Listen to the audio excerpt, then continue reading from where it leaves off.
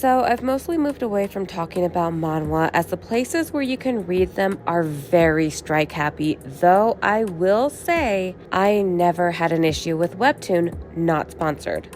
I've also had issues picking up something to read for a variety of reasons. I've been wanting to pick something up and trying to pick something up, and I've been saying I will, so what better option than for me to go back to my guilty pleasure, villainess stories. Now, I was just going through the list trying to find something I hadn't read that wasn't super long, and something fantastic happened. I saw a newly released series from a light novel I had read a while back called I'm Stuck on a Remote Island with the Male Leads and have been waiting to see if it would become a manhwa. I feel like it's been so long that I've been waiting.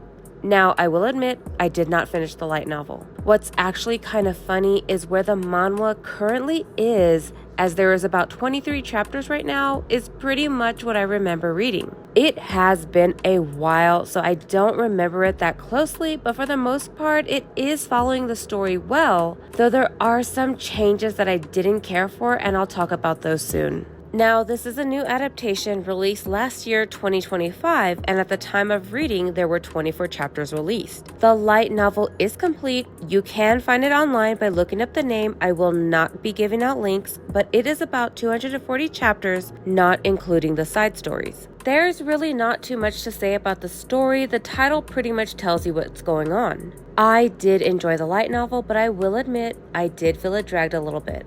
I really enjoyed the manhwa though, but some elements from the novel that I felt were really interesting seem to not have been included, at least so far, and these are things that were in like the first 5 chapters of the novel.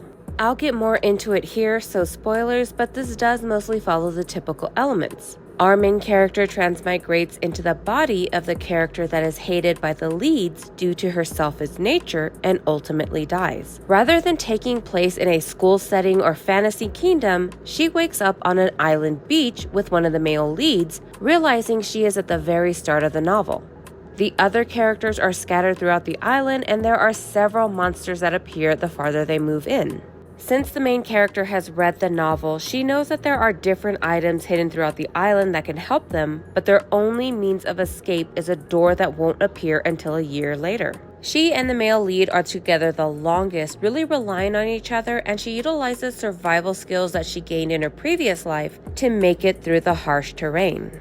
While reading the novel, it gave a lot more focus on her skills, explaining how she's ready to survive the island, and it felt like the manhwa kind of just offhandedly mentioned it. There's not really too much of a focus on her past or survival.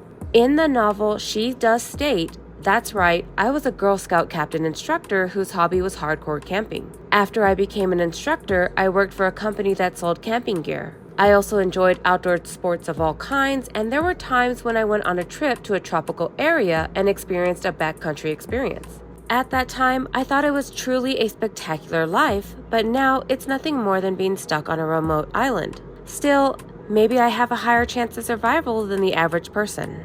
Another point I thought was important but was not brought up is the mystery surrounding the book as the main character found it, and it was pretty unusual.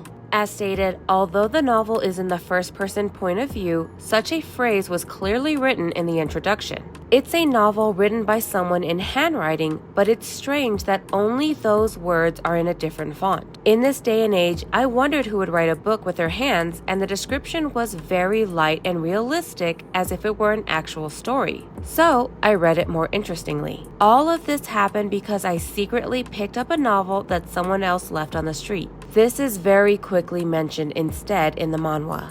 That felt very important, and here I am thinking that maybe she sent it to herself, but again, it is so briefly touched on, I'm not sure if it was actually important. Again, in the novel, these points are brought up within the first few chapters, so there is a chance the manhwa is holding it till later. One important thing that it did touch on is that the main character did not finish the novel. She did die before she was able to complete it. There is a lot of questions. As you start with so few characters, you really have nothing to go on for why they are on this island. With other stories that are similar to this, the main character knows the plot, they know what's going on. Instead, here, she really just knows the characters and what to expect from the island. Now, would I recommend reading this series? Yeah, I am really enjoying it so far. I do think that if you want a more methodical story, the novel is probably going to be a better option. The main character just did more thinking and planning, whereas the manhwa is just moving along. Again, it has been a while since I read it, but I just remember her and the male lead in the beginning getting their bearings, making sure that they are getting themselves to a food intake that they require, and doing short scouting into the forest before fully moving into it. Maybe I am misremembering, but the manhwa really felt short with that. I am still enjoying it. I am excited that this was adapted, so I really look forward to continuing it. Anyway, thanks for watching this video. I am still getting over being sick, but I just really wanted to get back into reading. I may be slow with it right now, but I will have more reviews. Bye.